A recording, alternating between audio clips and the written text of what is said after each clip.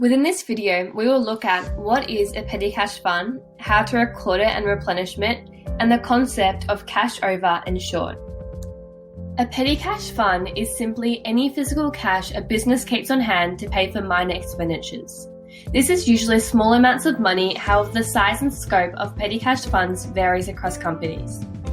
Examples of petty cash expenses can include office supplies, postage expenses, or other expenses such as fuel or parking for work. A petty cash fund is established by writing a check equivalent to the petty cash fund, cashing the check, and ensuring there is a petty cash custodian. To demonstrate this, on August the 1st, a small delivery business called Deliver It Your Service cashes a $180 check to establish their petty cash fund. They have also allocated a custodian, Claudia, to have care of this cash. Note that the cash is recorded on the credit side as cash is decreasing from the business and being put into the petty cash fund. This follows the debit and credit rules. As payments are made from the petty cash fund, no journal entries are recorded. Journal entries are only recorded when the fund is replenished.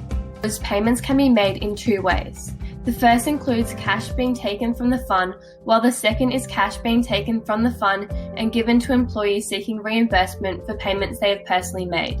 If this occurs, custodians should collect all receipts and authorize who has use of any cash.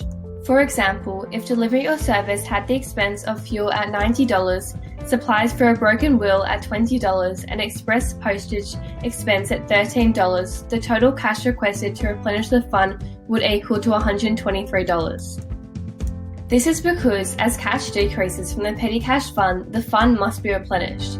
Therefore, the receipts are needed for documentation to record these expenses.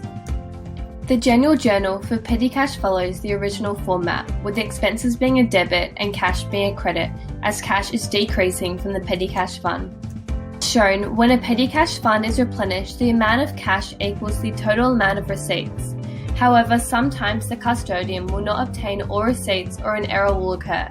This discrepancy is called cash over and short and has a debit or credit balance.